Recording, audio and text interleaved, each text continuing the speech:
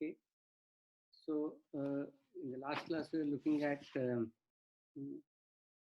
quantum statistical mechanics, and we kind of just briefly cover some parts here again. We basically said that we need quantum statistical mechanics when quantum effects are comparable to other effects, like, for example, thermal effects or any other classical fluctuations. If quantum effects are kind of comparable, then you need to invoke full quantum system. Okay, and in that case, the observables would be Hermitian operators, and they would be written in this particular form, which something we saw last time, where n are the energy eigenstates of the system, and Pn is the probability of finding those energy of finding the system in those kind of energy eigenstates. Okay, so as we said last time, the Pn of course depends upon the choice of ensemble, and depending upon whether you do microcanonical or canonical or generic grand canonical ensemble, the factors would change. Although I would kind of not tell what is the form of those factors, which are pretty similar to the kind of thing that we would do in classical statistical mechanics, namely appropriate fugacity factors have to be incorporated depending upon what are all fugacities that you have turned on. Okay. The other concept that we talked about was the density matrix, and in that case we said that, like, if you are looking at a subsystem within a quantum system, then you can write down a total system quantum state in terms of the subsystem state and the complement of that. And if you are trying to evaluate the average value of an Hermitian operator in the full system, then that can be written in terms of value of the operator in the system that you are looking at times the density matrix, where we have basically summed over the contributions coming from the complement of the system. Okay, so rho ij are basically the elements of the density matrix.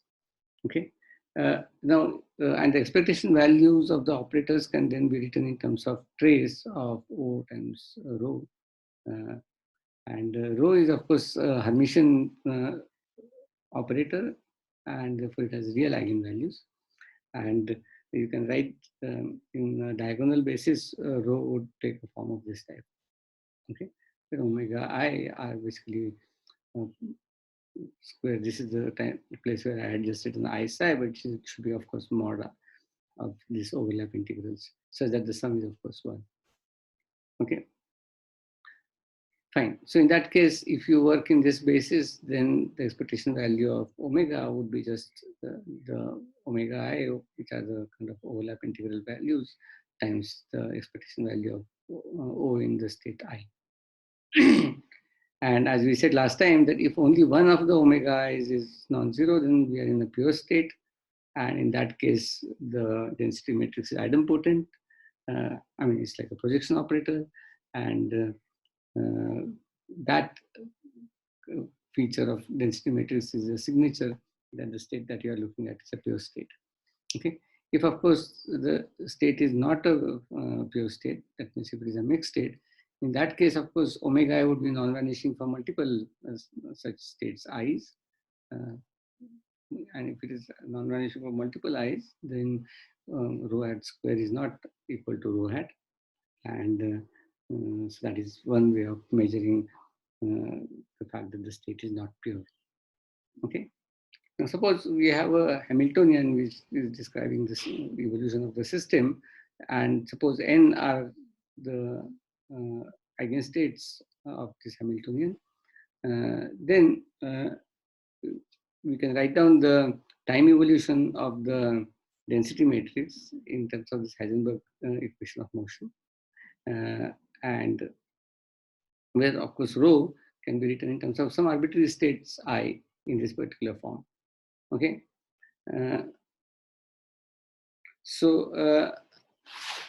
Of course, our system could be characterized by many other conserved quantities, but it need not worry us right now if you are just trying to see how the time evolution of the density matrix is happening.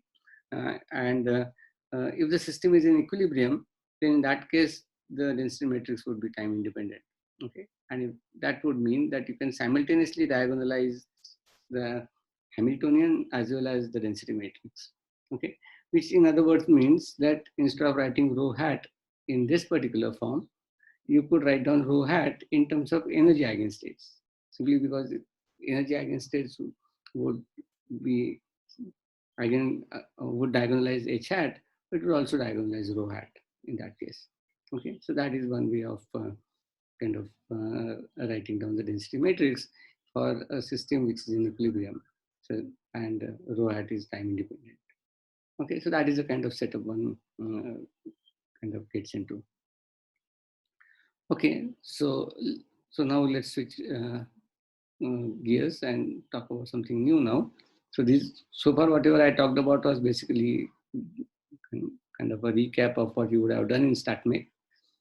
What we'll talk about now is what is called the critical phenomena. And I just want to give some general examples just to kind of you to appreciate what one is talking about.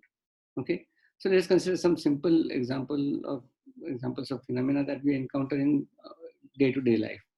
For example, if you keep a hot cup of tea, it will just cool down rapidly. We know this is related to Newton's law of cooling, which corresponds to the statement that the temperature at time t would be falling off exponentially from whatever was the initial temperature. Okay, so this is that exponential cooling, which tells you that you cannot keep a cup of tea and expect that the temperature would remain the same for long enough. Okay. Similarly, if you want to gossip about somebody who is just about 20 feet away from you, you know that that person will not be able to hear us. Okay, and that is because the sound attenuates exponentially fast. Okay, so therefore, if somebody is reasonably far away, then you wouldn't be that person wouldn't be able to hear what you are talking about. Okay, and so this is also another exponential decay kind of law that the sound in space attenuates exponentially. Compare that with, say, something like gravitational attraction due to sun, which determines the trajectory of a planet, which is like a billions of kilometers away from sun. Okay, and that is determined by a force which falls off as 1 over r squared.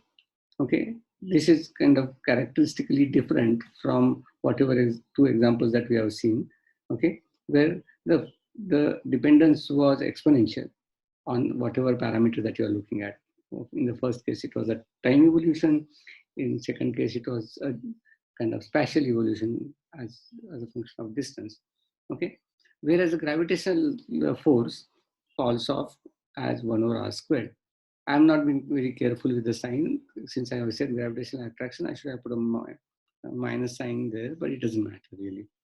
Okay, what I want to say is really the power that is in that this is a power law as against the exponential. Okay, so we know this, of course, that the gravitational force follows the inverse square law. Okay, and in fact, like, it is not like that we know this thing. All these examples that I have given are some examples which even a layperson would know. It kind of almost follows from pure intuition. You really don't have to kind of write down this formula for somebody to say that, like, oh, that is the reason why I should not have gossiped about the person or something. Okay, or I should not have kept my tea on the table for long enough. Right? So it's true, like that nobody makes a tea a day in advance and expect that the tea would be hot the next day, right? And that does not require that person to know that Newton's law of cooling explains as why the temperature of the hot body falls off exponentially fast and therefore cannot stay hot enough, say at 24 hours down the line. Okay. Similarly, about the gossip, the human society, of course, wouldn't be civil had the gossip been audible to far-flung locations, in fact. Of course, not to mention that the amount of cacophony it would create by multiple conversations, simply because the sound is not attenuating fast enough. So anybody who is speaking kilometers away, you would be able to hear that person, but that person also would be able to hear what you are saying. So if multiple people are talking uh, all over the places, you would be hearing all kinds of voices, and it will be total cacophony, and one wouldn't be able to resolve uh, the the thing that you want to listen to against the thing that you don't want to listen to, which in scientific language would be called signal versus noise. Okay. So in some sense, it's just as well that the sound attenuates exponentially fast. Okay. And of course, these are all empirical facts, and that is one of the reasons why laypersons also know about this thing. Okay. Likewise, there's another empirical fact, which is what's called the Kepler's law, which has been which required, of course, doing more careful observations of the trajectories of the planets going around the sun. And Kepler showed that the time period of revolution of a planet is related to the average radius of the orbit. Okay, so Kepler, of course, knew that the orbits were not completely circular, so therefore he defined it in terms of average radius of the orbit, and that relation is that the time period t squared is proportional to r cubed. Okay, so if you are looking at this expression again, this shows you a power law relationship between the time period versus the average radius of the orbit. Okay. So these are the kind of things where you see two different kinds of behavior. One kind of behavior which falls off fast enough, and the other kind of behavior which doesn't fall off fast enough. And both kinds of behaviors have advantages and disadvantages, of course. That imagine that if the gravitational force was falling off exponentially fast, then you wouldn't have had a planetary system at all, in fact. Okay. Uh, on the other hand, as I said, that if the sound was falling as a power law, it would have created just too much noise all over the planet. Okay. So let us consider a concrete example, a model, which is of course still a crude thing. We are not kind of studying something which is very, is not a microscopic model where we are rigorously studying something, but just to get an idea as to what is going on. Okay. So let us consider a model where we have a three-dimensional cubic lattice. Okay. And on every side of this three-dimensional cubic lattice, we assign a spin. Okay, and this spin could be oriented in any direction. So it is not like this spin would take up or down value only. It is not like easing type of spin, but this is a spin which could take any value. Okay, so it's in some language this is called the spherical model, for example. Okay, if you are studying a classical system. Okay. So suppose you take that, and in that lattice, you kind of pull out a spin somewhere in the kind of middle of that lattice. Pick an interior point, a lattice side, and just remove the spin from there. Okay, that is what we want to do. And suppose you remove that, then we ask the question, what happens to the system? Okay, if there is one spin missing from some deep interior of the lattice size. Okay. Now this answer to this, of course, depends on a few parameters. So it is not like you could just give a clear answer to what is going to happen to this thing. Okay. So it depends on three things at least. Okay. One is what is the temperature of the system. That is first thing. Second thing that it depends on is the type of interaction between the spins. Okay, so you have put the spins on the lattice, and we have not even said anything so far about how they interact. But of course, they would interact in some way. Okay, there are various different ways that they would interact. One way that they would interact is that if the lattice is fluctuating, then the lattice vibration could make one spin understand the existence of the neighboring spin. That is one way you could have interaction between them. The other way you could have interaction between them is direct spin to spin interaction of the system, irrespective of what kind of lattice structure you have. Okay, that is like a Heisenberg spin model kind of system. Okay, and but then in that kind of interaction also, you may have a lot of choices. Like for example, typical Ising model that one studies, one says that like, I write down interaction between nearest neighbor spins. Okay, although I mean, like when you start off with a spin model, you just say that the Hamiltonian is Jij, Si dot Sj, where Si is a spin at site I and Sj is a spin at site J, and Jij is just a coupling of these two spins at site I and site J. Okay, so you can write down something like this, and even that could be an interaction which could affect what would be the outcome if you do something like this. Okay. In fact, there are models which are uh, besides models like Ising type. There are other models where Jij depends on the distance between the two sides. Like for example, Jij is proportional to some number divided by mod of I minus j whole squared or something like that, which is like an inverse square law for the coupling between the spins. Some of these models, at least in lower dimension, have been shown to be integrable. So it's not like these are complicated systems. They could be exactly soluble also. Okay. So the answer to this could depend on that kind of stuff also. And it also could depend on the strength of the coupling. That if the coupling is very small, then you would say that like, okay, in that case, every spin can be thought of as an individual object. And the correction to whatever leading order answer could be done in a kind of perturbative fashion. You expand the results in powers of the interaction between the spins, and order by order you correct your leading order answer, which assumes that the spins don't talk to each other. Okay. So these are various kinds of techniques that people use both when they study statistical mechanical model as well as in condensed matter physics.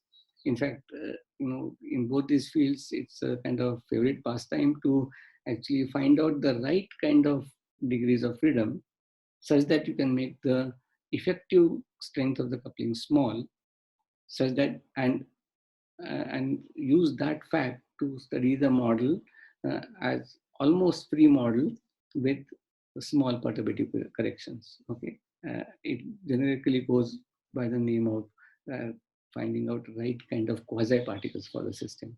Okay, and if you find the right kind of quasi particles, then the effective interaction between the quasi particles would be weak, and the model could be much more under control when you try to study uh, interactions between the quasi particles. Okay, fine. So suppose we consider, say, weak nearest neighbor coupling. Okay, then at high temperatures, removal of one spin from the lattice makes really no difference. Okay, and the reason why it makes no difference is because if you are at high temperature, then the kBT is the amount of energy that is available for the system, uh, because the temperature is, and if the temperature is large, then that energy is much larger than the weak link between nearest neighbor spins. Okay, so therefore, whatever is a neighboring spin dictating to a given spin as to which way to point, okay, in which direction to kind of point to lower energy, that lowering of the energy becomes a relatively less important criteria simply because ambient energy available for the system is pretty large. Okay, and in that case, the spins really do not care about any interaction. Forget about nearest neighbor interaction, but any interaction, as long as the interaction is weak. Okay, if the interaction is strong, then of course you really have to go to much higher temperature to overpower that interaction. But if the interaction is weak, then the spins just point in a random direction. In that situation, removal of a spin from some interior site uh, is the removal of the spin from an interior site makes no difference. All even the neighboring spins to that site couldn't care less about non-existence of the spin there. Okay, so that is one kind of behavior which I would say I would refer to as a total indifference to non-existence of a spin at a lattice point. Okay. Now you can think of this situation in the following way: that if you had a nice cubic lattice with spin at every side, okay, you would say that that is like an exact system. Okay. And if you remove one spin from any place, it doesn't matter where, okay, then you can call that as a defect in the system. Okay. And so we are looking at what is the reaction of the system when the system has a defect in it. Okay. And what I'm trying to say is that if the system is at very high temperatures, if there is a lot of thermal energy available for the system, it just couldn't care about non-existence of the defect. Okay. Situation is quite different when you go to low temperatures. Okay. So at low temperatures, the spins in the neighborhood would align themselves. Now, simply because at low temperatures, spins don't have enough energy, thermal energy available for them to kind of point in any which way, in any direction, with complete disregard to what is the neighboring spin dictating. Okay. Now, typically, if you have a nearest neighbor interaction, then the system tries to lower its energy by cooperating with each other and finding out a state in which it would try to relax into. Okay, fine. So that's what we would call kind of ground state of the system or something at absolutely zero temperature. But at finite temperatures, there could be some thermal fluctuations. Sometimes the system could go into some higher energy states and so on. Okay, but if you are at very low temperatures, then spins just don't have any other freely available energy of the system, and in that case, they would rather listen to its neighbor and figure out what the interaction is dictating to kind of function there.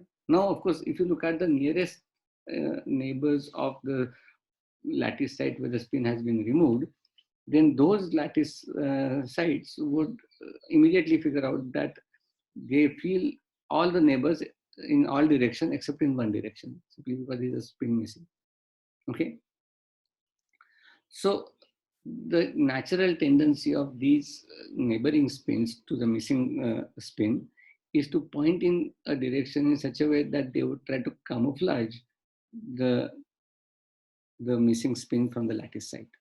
Okay, so they would try to orient themselves, either all pointing inwards towards the spin, or all pointing outwards away from the missing spin.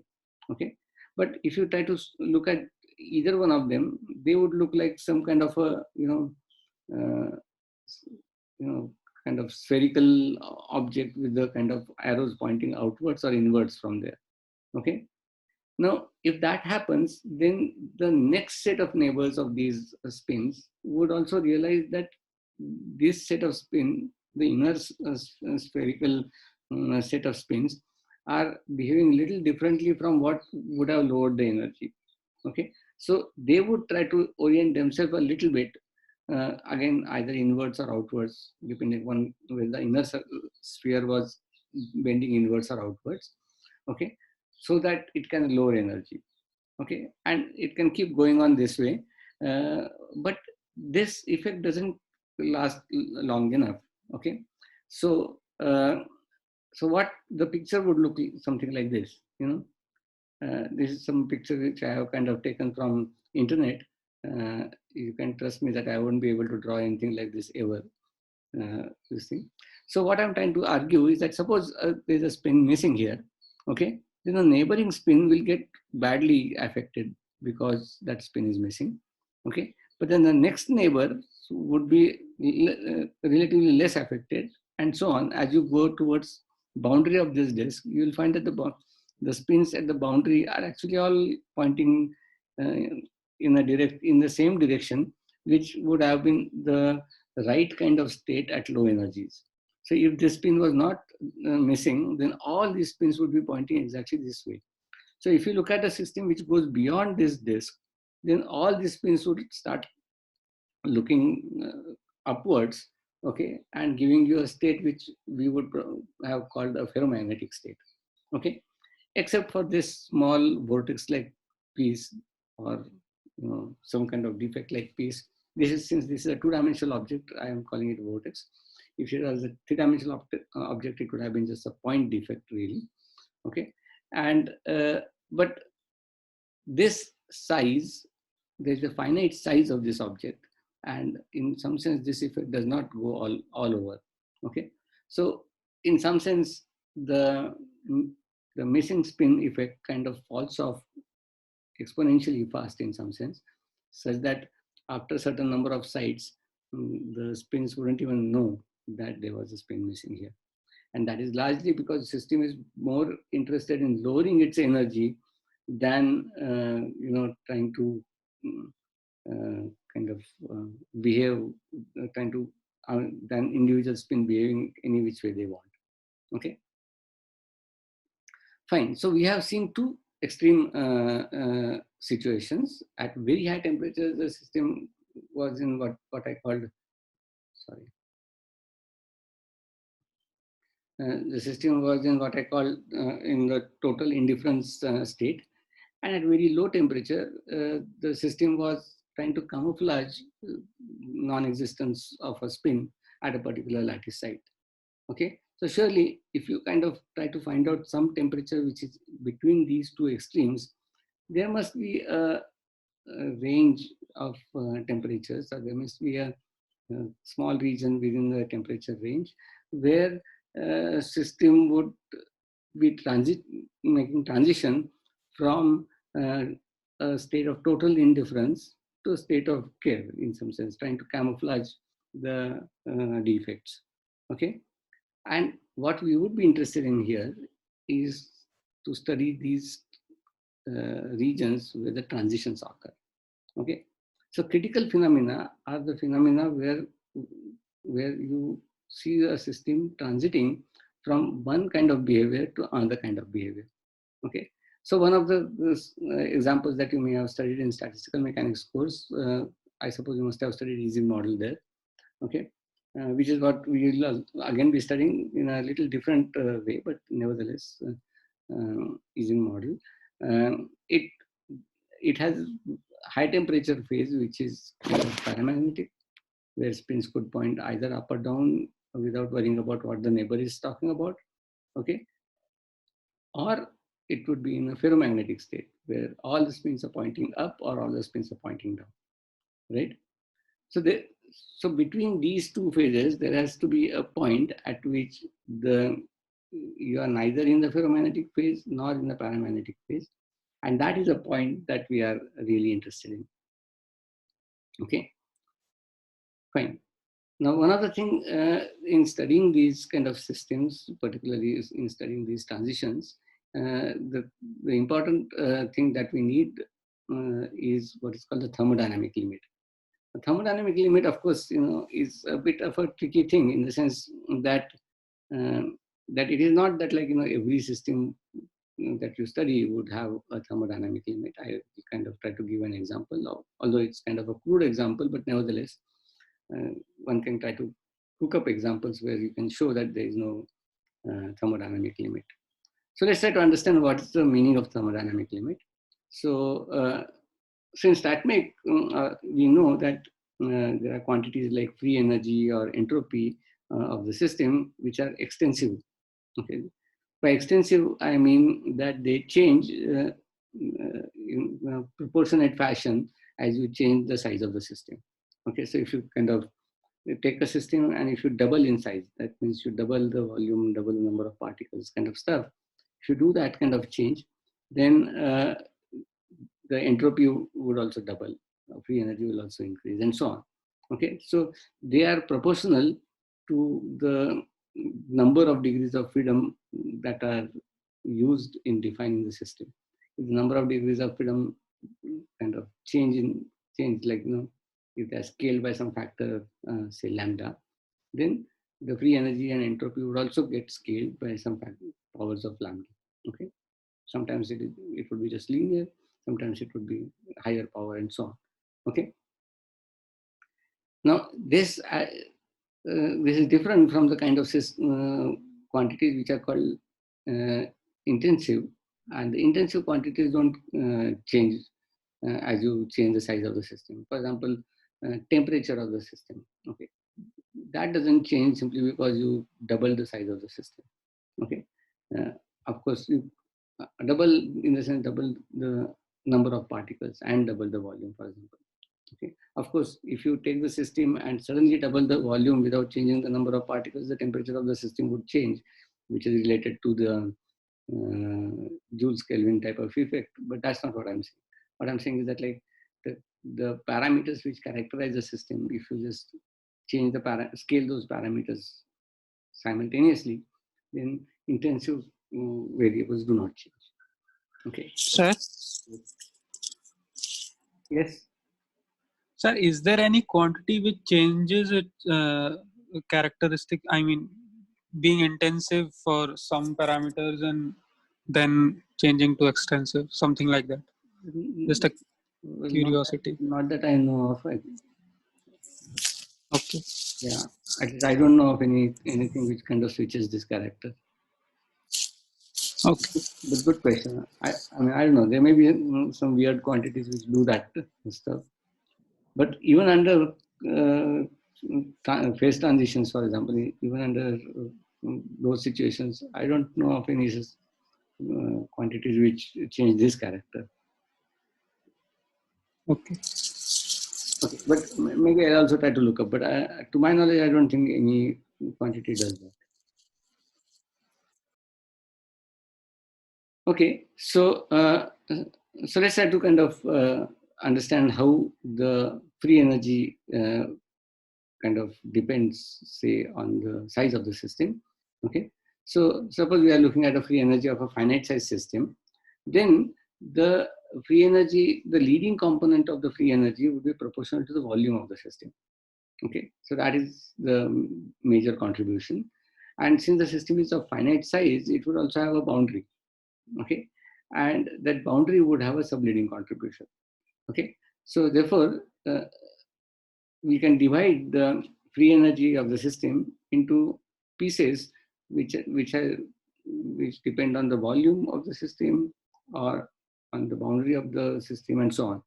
Okay, so suppose the system is under consideration is occupying a region sigma. Okay, and this region sigma is finite region, so it has a boundary. So that boundary I denote by del sigma. Okay, then the free energy of the system can be written in this particular fashion. F of sigma would be the volume of sigma times the factor Fb plus the area of del sigma times the factor Fs. Okay, plus subleading pieces. Okay, so that is a kind of expression that one would have. Okay. Now, of course, this factor goes as L to the d minus 2 simply because this factor goes as L to the d, this factor goes as L to the d minus 1. So it has already taken up the kind of length dependent factors of the leading type into these two terms. So any further subleading pieces, if at all they are there, they would kind of sit into this kind of factor. Okay, where FB is the bulk free energy of the system per unit volume. Okay, because this is the total free energy and you're already multiplying by volume. So this is the bulk free energy per unit volume, whereas this is the boundary free energy per unit area. Okay, and the point about this is that these kind of quantities are actually rigorously defined only in the thermodynamic limit of the system. Okay, so one would want to ask, what is the thermodynamic limit? Okay, can you define this limit for any system? Okay, and it is an important question simply because if you want to study a model, we should first know whether that model has a sensible thermodynamic limit or not. Okay, if it doesn't, then there is no point trying to kind of look at that system and try to take thermodynamic limit, ask how, what kind of critical phenomena it undergoes, because there is no well-defined thermodynamic limit for that system. Okay, so let's try to characterize what one calls the thermodynamic limit. So thermodynamic limit is a limit in which we take the volume of the system to infinity, holding the density fixed. Okay. So suppose you have a gas in a particular volume, say a cubic box or something, you want to take the box size to infinity. Okay. Now you can do that by just changing the size of the box, but that's not what one does when one takes thermodynamic limit. We keep the density of the gas fixed. Okay, so that means as you change the volume, the number of gas molecules or atoms, whatever they are also increasing, so that the density is held fixed. Okay, fine. So this would of course means that if you take the volume going to infinity, the number of particles in that system would also go to infinity. Okay.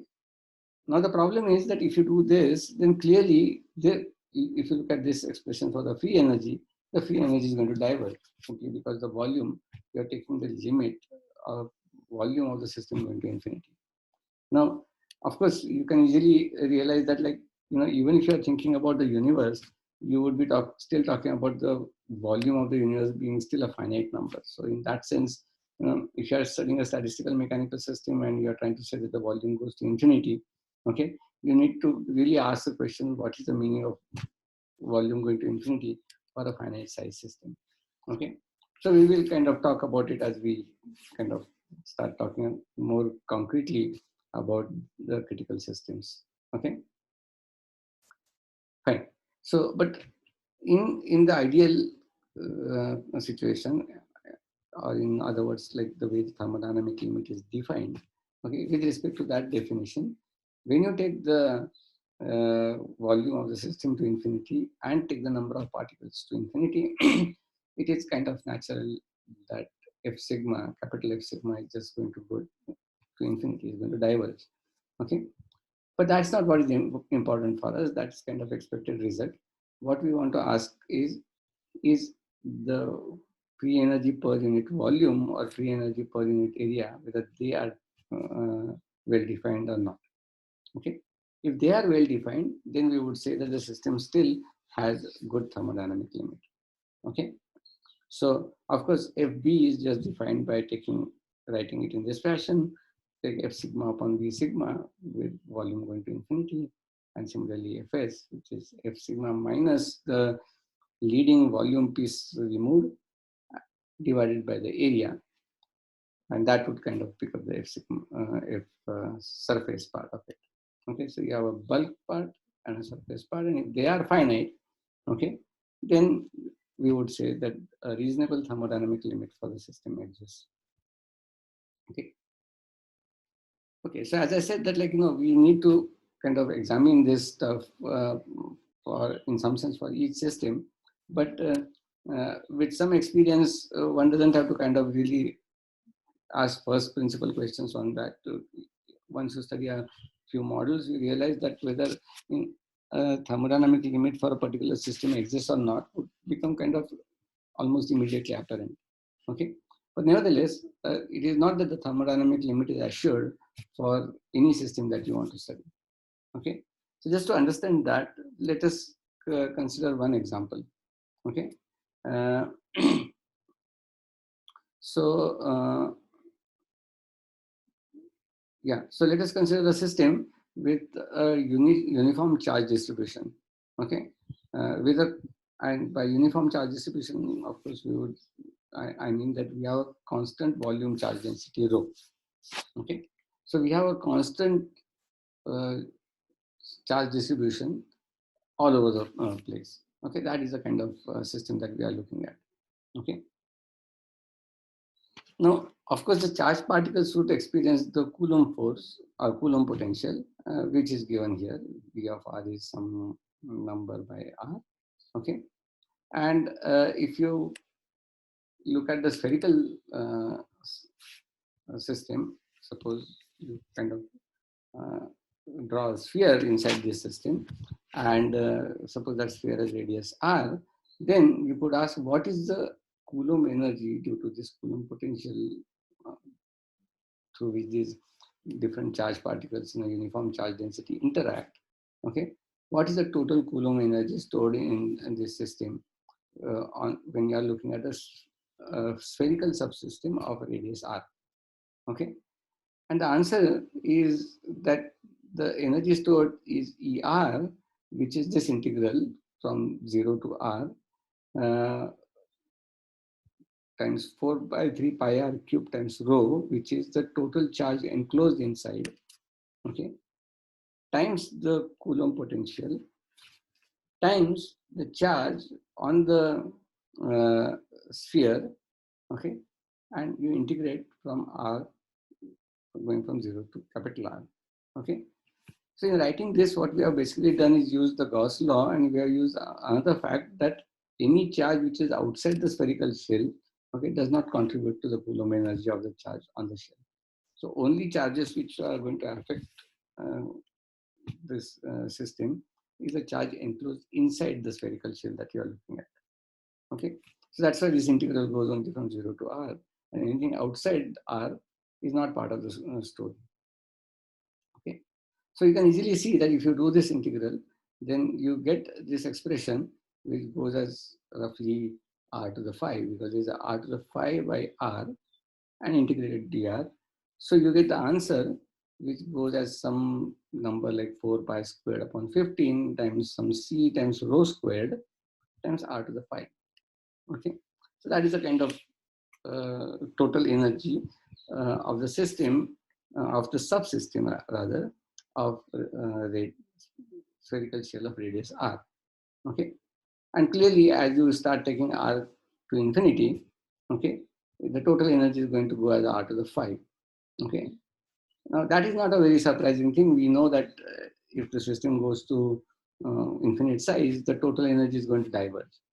But you can ask what is the energy per unit volume, okay? And that would correspond to taking EB, which is ER upon the volume, which is roughly R proportional to R cube. That would go as 4 by 5 times C times rho squared up times R squared, okay? Now that is not sounding very good, simply because you would have thought that like, okay, total energy diverges, but if energy per unit volume is finite, then we are still okay. But that's not what is going to happen, because even the energy per unit volume uh, would diverge for a system like this.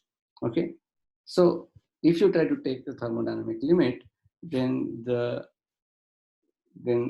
first part, total energy diverging, is fine. Okay, but energy per unit volume diverging is a problem. Okay, so here is one system where you find that you won't be able to take the thermodynamic limit of this system. Okay, but the point is that if you think for a moment, you realize that, like, there are no physical systems which are of this type. Okay, we don't have anything which has a uniform charge distribution uh, everywhere. Okay, independent of spatial distribution, this thing, and we are trying to study a system of that kind. It just never happens. Okay, typically what we find are the system where the charge, we have charges of both signs. Some charges positive sign, some negative sign, and often, in fact, our system is charge neutral. Like for example, if you're looking at metal, then the uh, atoms sitting at the lattice sites are positively charged, and the conduction electrons or itinerant system that you would have would typically have negative charge. Okay, and the total system may be charge neutral. Okay, so in a system of that kind, you don't have uniform charge distribution at all, because you have all positive, you have positive and negative charges, and in fact the total system is charge neutral. Okay, so therefore this assumption, which is kind of weird, but to kind of create a toy model to explain why thermodynamic limit will not exist for a system like this, where we assume constant volume charge density, just doesn't seem to exist. Okay, we don't know of, we have no such, we know of no such system in nature. Okay, fine. So it is just as well that the system is not like this. Okay. Now, of course, if you have a system which contains both kind of charge particles, okay, then in that case, uh, you typically have a screening of charges. Okay, and this screening of charges is partly because of this Debye screening effect. Okay, and in that case, you don't even have your potential, which falls off as 1 over r, It falls off as 1 over r times exponential minus r upon LD, where LD is what is called the d by screening length. Okay. Now the point is that like if you have something like this, then you can try putting it back into this expression. Okay. If you have an exponential fall sitting around here, then there's already a large exponential damping to the energy, and in that case the situation may be much better, much more under control. Of course, we cannot even assume that rho to be a constant quantity simply because you have both kinds of charges in the system. Okay, so rho itself would have a spatial dependence, which would further dampen the behavior of the system. Okay, fine. So device screening is one way of softening the effect that we had seen earlier, and therefore a system carrying reasonably large number of charges of both signs, okay, does have much better behavior compared to a uniform charge density of, with only one specific kind of, one specific sign of the charge. Okay. There's a small typo. I meant off. Okay. So is a system with equal number of positive and negative charges, whether that system is stable at all. Okay. And so this would be a natural question, because if you're looking at a system which is mostly neutral, then you would say that like, okay, if you have equal number of positive and negative charges, why is the system, not losing out all the charges, and just whole thing becomes just charge neutral. Okay. And the answer, of course, is that quantum mechanics guarantees that the system would be stable. Okay. Now, of course, it also requires one more assumption, and that at least one species of charge carriers that one is looking at should obey Pauli exclusion principle. Okay, and so we will try to kind of come back to this point at, if not today, maybe in the next lecture. This thing that one would think that that having charge neutrality would be good enough, but it's not really quite true. And one would see that, like, it is a Pauli exclusion principle, which is essential for at least one species of charges. Okay, says that the system is stable and well behaved. Okay, fine. So what we will come back to this point a little later. Before that, like, maybe just take a small detour.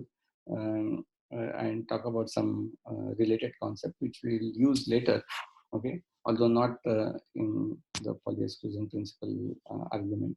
Okay, so this is a bit mathematical stuff. So consider a function f, which is a function of x, y, z, dot, dot, dot, various other variables. Okay, then a function f is said to be homogeneous of degree n in variables x, y, z, and so on, if for all lambda, the following statement is true: that if for any lambda, or for all lambda, f of lambda x, lambda y, lambda z, dot, dot, dot, is equal to lambda to the n times f of x, y, z, dot, dot, dot. Okay.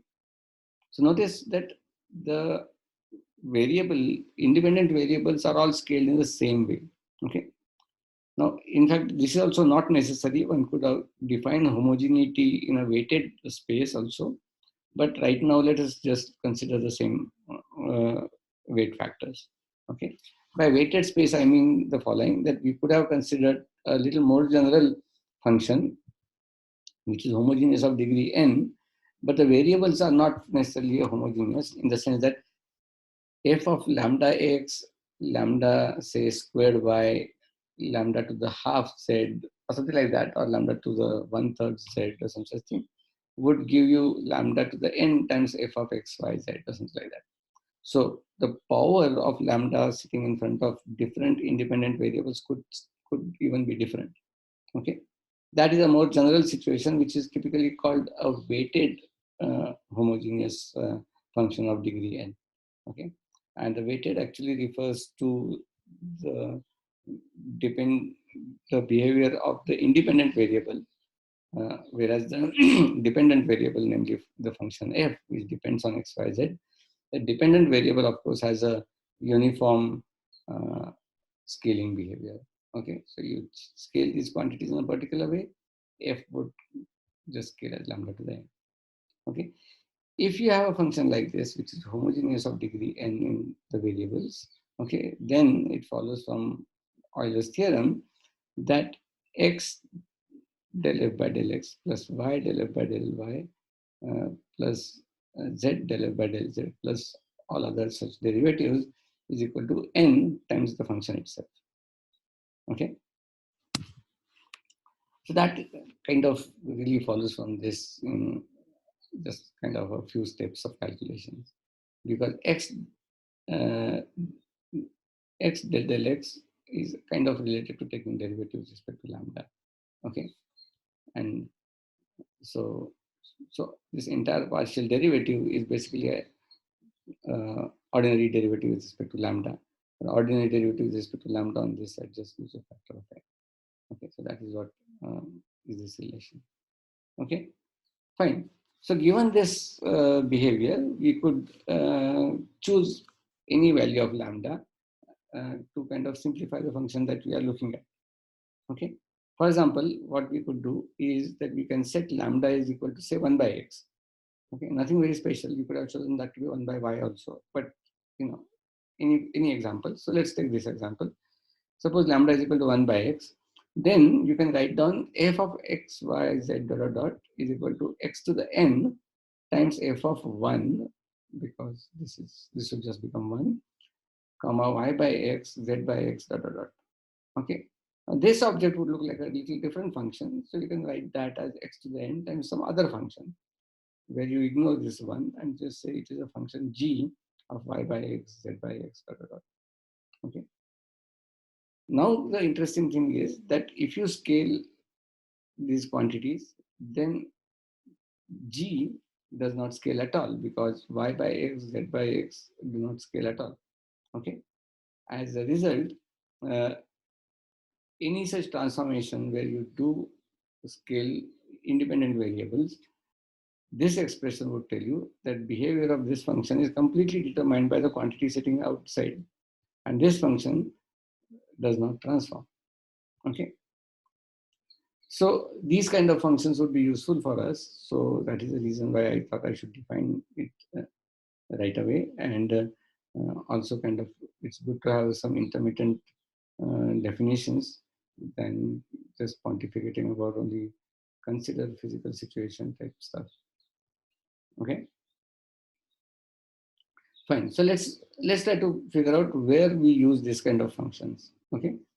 So in thermodynamics, if we scale a system by say factor lambda without changing any of the other intensive properties, okay, then all extensive properties like energy, entropy, volume, conserved charge are all scaled by appropriate powers of lambda.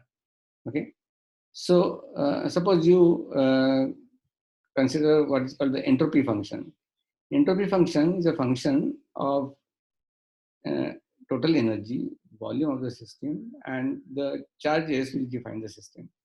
Okay, of course you could kind of define it in terms of other set of variables also. That would require you to kind of do a Legendre transform and replace these by other variables and so on. But let's take this set of variables. Then it is a homogeneous function of degree 1. Okay, exactly the way we defined it. That means if you scale E by lambda, V by lambda, Q by lambda, okay, then S is lambda times the original S, okay, which is a function of E, V, and Qi. Okay, fine. So, okay, so now since we know that del S by del E is 1 by T, del S by del V is P by T, and del S by del Q is minus mu by T, okay, the Euler theorem therefore tells us that we could write down S, because S has kind of a linear dependence on these quantities. Okay, we can write down the entropy as E plus PV minus Q mu by T. Okay, that would produce these equations, right? and that would be consistent with this scaling property of the entropy function. Okay, and so in some sense, like, it's an easy way of writing down an expression if you know that that function is a homogeneous function. Okay, is that fine?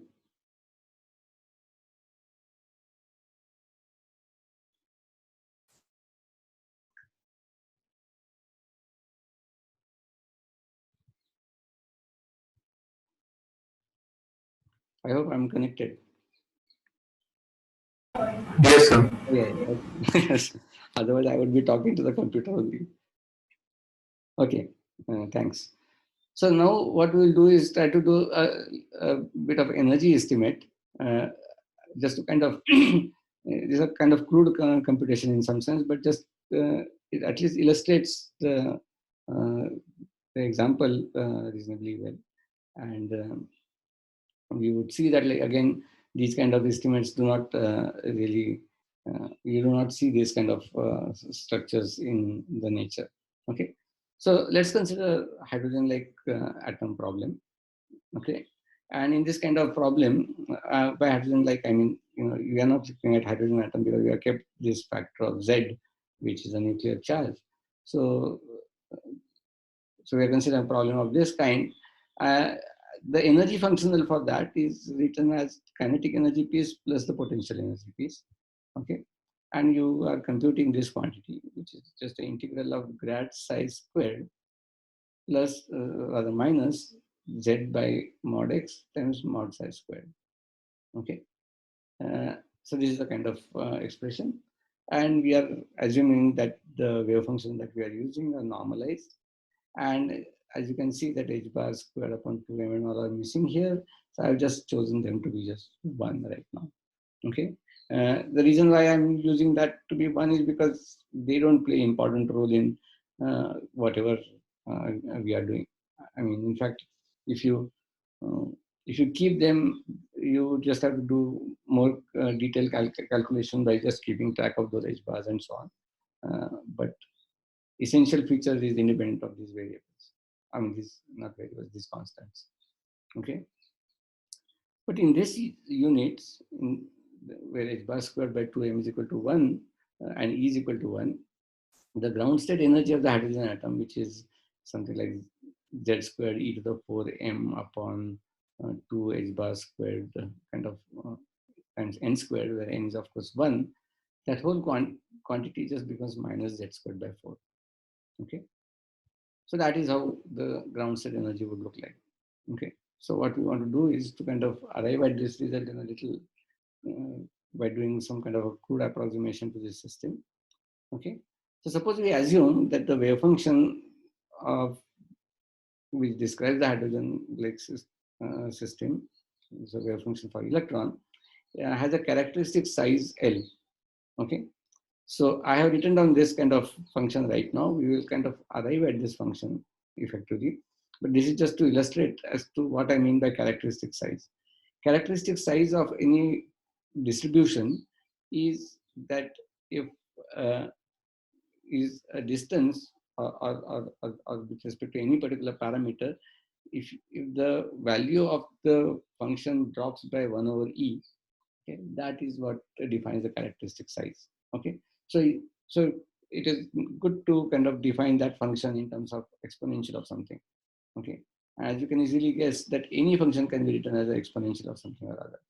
Okay, like for example, x squared can always be written as e to the 2 log x, right? So anything can be written as exponential. That's not an issue. But the question is that what is the distance over which the that function falls off by factor e.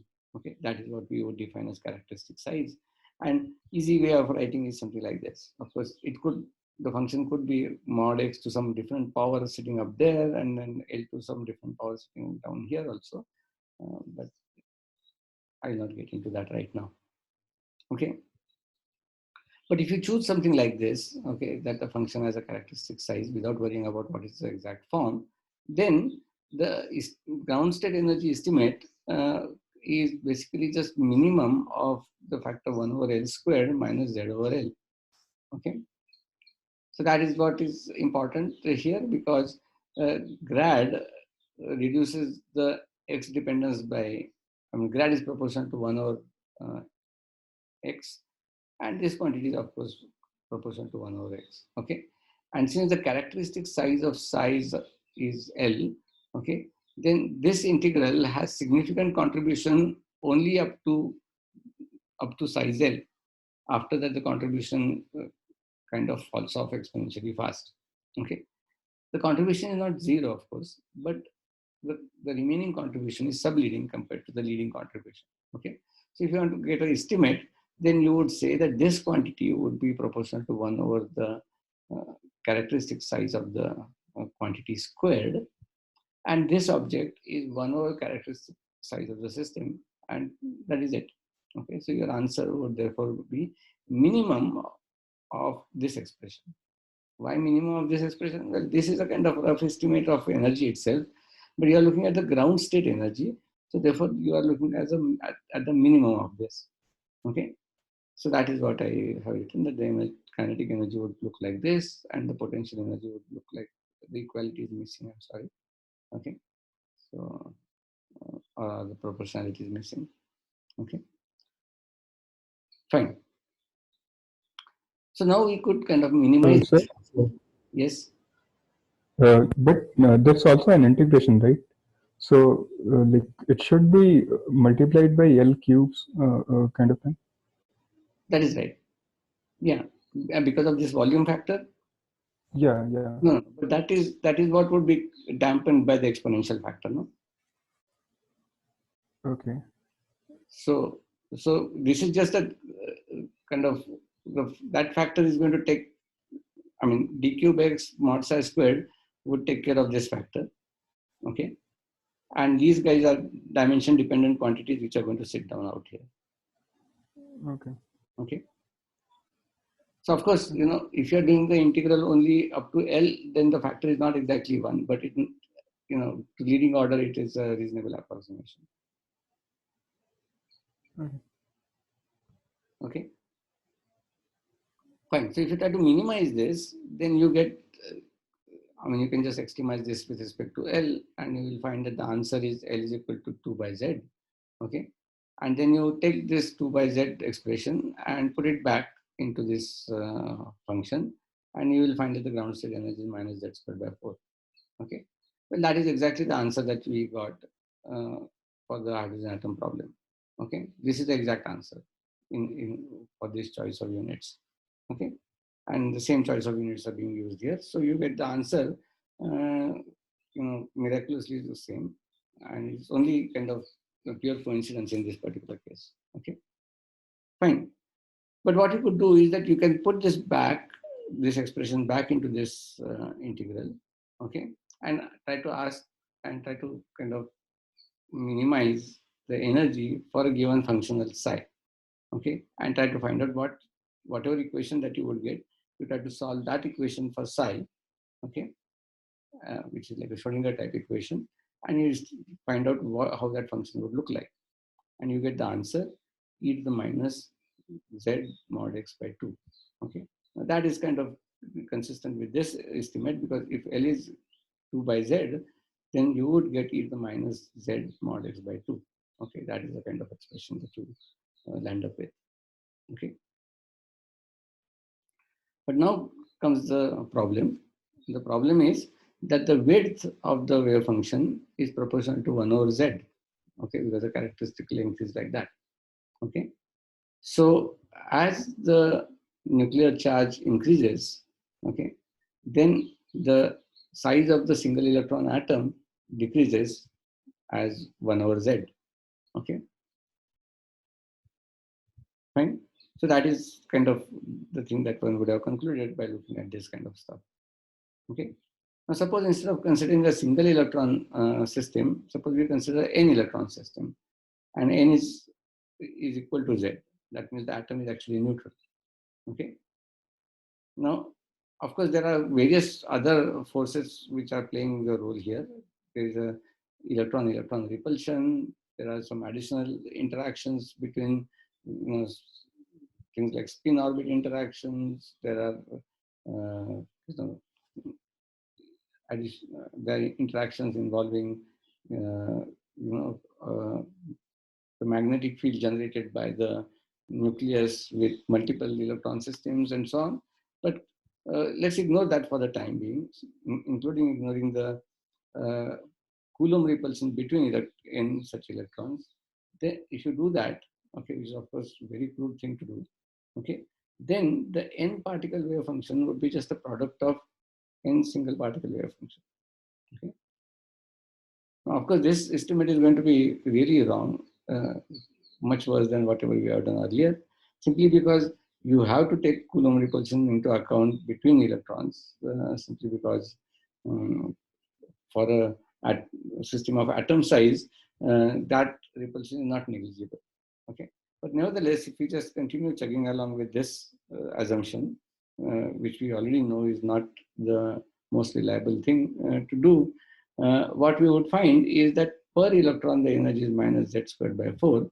So for n electrons, the energy would be n times z squared by 4, which would go as minus z cubed by 4.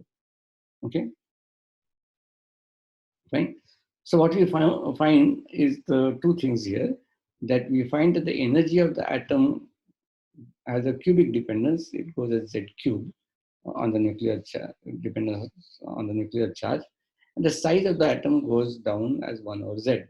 Okay, so that effect would not, in this approximation, would be same as, I mean, this scaling behavior would not change, simply because we are assuming that the electrons don't have Coulomb repulsion. Okay. Now, of course, Coulomb repulsion would affect this, and it would change the size of the atom, because the atom would tend to become larger in size. Okay, but yeah, right now we are not looking at that. Okay, and now, of course, we know that this does not agree with the experimental data. Okay, so so what we have done here is written this wave function just as a product of single particle wave functions. Okay, and this product of single particle wave function is not a right thing to do for two different reasons. First of all, because we have ignored interaction between these particles, and secondly, electrons are fermions. Okay, and therefore they should satisfy Pauli exclusion principle. Okay, and to incorporate Pauli exclusion principle, what we need to do is not take the ordinary product of the wave functions, but anti-symmetrize that product. Okay, so multi-electron wave function is what we would call a Slater determinant of all these wave functions.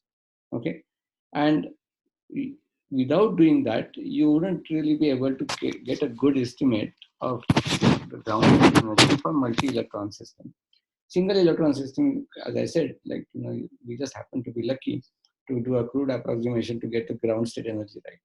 Of course, remaining spectrum is like not so easy to compute by doing such kind of scaling, but at least the ground state energy could be obtained reasonably well. Okay, now so what we find is that that Pauli exclusion principle would of course help us raise the ground state energy higher than this very low value.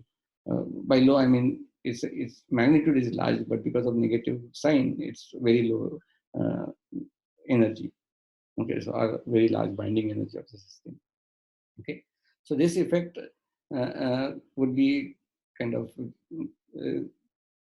whatever softened because of the Pauli exclusion principle. So of course, electron repulsion would already kind of say that the wave function of the system should kind of peak away from each other, but the Pauli exclusion principle would say that it should strictly vanish when the two particles are at the same point. Okay, because no two particles with same quantum number could actually be defined due to exclusion principle. Okay, so now of course, if you want to push the particles away by saying that a coincident point the wave function actually vanishes, then that kind of wave function for a multi-particle system would have larger gradient. Okay, and that would contribute higher kinetic energy. And since kinetic energy is a positive factor, it will kind of push this energy up. Okay, so both Coulomb repulsion and Pauli exclusion principle would help push this energy from such abysmally low negative value to a reasonable value of the system. Of course, as you know, we are not going to take Z going to infinity limit of the system anyway, because there is no atomic system where Z is arbitrarily large. The Z is that we know of is of the order of 120 maybe. That is the largest number that we know so far. Okay. Fine. So let's now consider another situation. And this is a situation where we are considering two large collection of n electrons and k nuclei of charge Z each. And k is n by z. So the system that we are considering is a charge neutral system, really. Okay, is that fine? Because n electrons would have total charge minus n, and k nuclei of charge z would have total charge plus n. Okay, so this system is actually charge neutral. And what we are trying to do is to consider two large collection, identical large collections of the system. Okay, and suppose these two large collections are very far from each other. If they're very far from each other and not influencing each other any which way, anyway they are charge neutral, so there are no long range electrostatic forces also between them, and we are not even worrying about gravity effects. Okay, then we can kind of say that E n k z be the ground state energy of each of the system. Okay, now since the two systems are identical, the energy of the collection of the system would be 2 times the energy of a single system. Okay, is that fine? Fine. So now what we could try to do is to try to bring these two systems together. And suppose they form a stable configuration. That means there is some kind of binding energy between these two systems such that they stay together. Okay. If there is a repulsion, then they will of course go away. If you try to bring them together, they would repel each other. Okay. So, and I don't want to kind of make any estimate about how much binding energy beforehand, but let's try to understand by taking specific examples. Okay. So, but when you bring these two systems together, then you would have 2n electrons and 2k nuclei, right? Now, in that case, the ground state energy, therefore, would be E of 2n, 2k, and z. By that I mean there are 2n electrons and 2k nuclei each carrying charge z. And that would be the ground state energy of the combined system. Okay. Now, if this is a stable configuration, then it must be exothermic. It must be releasing some energy to form a stable configuration. Okay. So the energy released would be whatever is the asymptotic energy when they are too far away from each other, which is 2 times the energy of individual object minus the energy of the combined system. That is the energy that is released, or minus, or that is what we would call the binding energy of the system. Okay. Fine.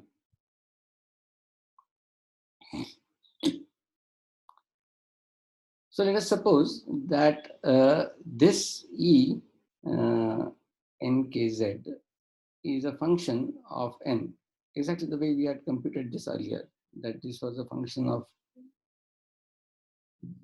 n in some sense. It was like going at n cubed, which of course is a pretty bad function. But suppose you assume that it is a function of n, okay, and it goes as n to the a, where a is some number which is greater than 1. Okay, if that is the case, then you can check that this expression can be written as delta is equal to minus 2 to the a minus 2 times the energy of the system. Okay, fine.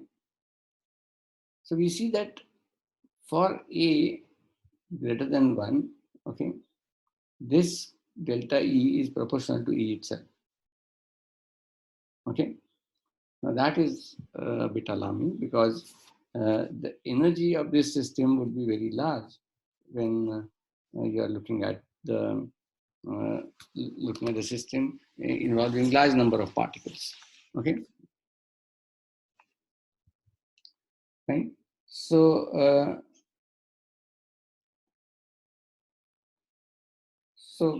delta E being proportional to E, this number is not going to be very small, of course.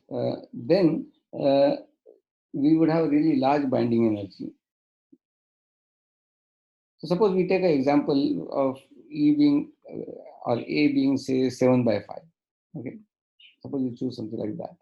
Okay, then if you merge two collections of systems which are 1 mole sample, okay, 1 mole sample means Avogadro number of atoms, or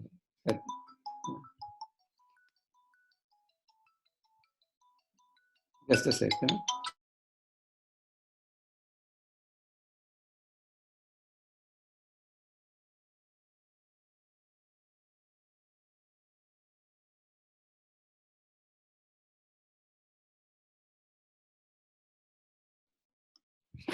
Sorry. So suppose we take A to be some number which is greater than 1, say something like 7 by 5. Okay. Then if you merge a collection of 1 mole sample, okay, it would release energy of the order of 10 to 24 electron volts. Okay, because the energy of the hydrogen atom type system is of the order of tens of electron volts. Okay. So per particle energy would turn out to be something like this, which would of course lead to a huge explosion. But 1 mole is not a big deal actually. 1 mole is like, yeah, for example, 1 mole of say oxygen would be just 32 gram. Okay, so 232 gram of oxygen things, if you mix, leads to nothing very great. Okay, even if you take like 100-gram lead objects and kind of put them together, in fact, melt them and put them together also, it doesn't release any energy of comparable to the kind of number that we have written down. Okay, so of course, there are no such physical systems which exhibit behavior of this kind, except maybe something like a nuclear weapon, which would kind of pump in energy of, of the order of megawatts. And this is almost close to about a megawatt, actually. This thing. Okay. So what we are trying to say is that this just means that a system of this kind would never have a good thermodynamic limit. You couldn't take the large particle limit of this and expect that the system would behave pretty well. Okay, and in fact, when we study atomic physics, we will know that in the Thomas-Fermi approximation, actually delta E goes as n to the 2/3. Okay, so it is not a number which is larger than 1. Okay, and in that sense, the system is actually much better behaved. Okay, now this behavior of delta E is kind of related to Pauli exclusion principle in an indirect way. And what we'll do next time is kind of give an argument as to why Pauli exclusion principle makes the system much better behave. Okay, and so just by pure thermodynamics, we would be kind of able to say why in the nature you need at least one kind of particle, one kind of charge particle, which should have Fermi statistics. Okay, so I think I'll stop here. I've kind of reached the end of my notes also, and we will resume next week. Okay. So I just wanted to say a couple of things. One thing is that like I haven't yet found a tutor for this course yet. Okay, but my plan is to keep the Wednesday afternoon lecture as a tutorial. Okay, so that I don't teach at that time. Okay, because otherwise, 3 lectures per course would become too taxing. Okay, both for you and me. This thing. And I'm going to do the same thing with atomic physics. Sorry, not atomic. Sorry. This discussion kind of got me into atomic physics. For QM3 also. Monday afternoon slot would be the tutorial. And therefore, I will not take Monday afternoon slot from next week onwards itself, although there won't be a tutorial on Monday. I have been in touch with Tanaya, and maybe I'll send out some home assignments and then you can get in touch with her about the quantum mechanics course. I will send out a message to all of you at some point because maybe not all of you are attending this class today.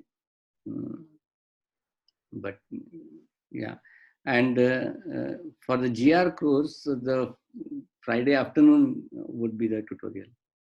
Okay, I have talked to Abhishek about this, and I think he will get in touch with all of you at some point. So today we have a class for GR? Yeah, today we will have a class, maybe a little shorter class, but yes, I will try to kind of take a class today. So first week we have everything, unless you would like to have a break, you know. Is it possible for ASM that you take the Wednesday's class and not take the Tuesday morning class? That is possible. Yeah, okay. That is fine. I can do that. Okay. So, so today's class also, because you have a quantum field theory class just before that, if you want, I can kind of skip it today also, afternoon.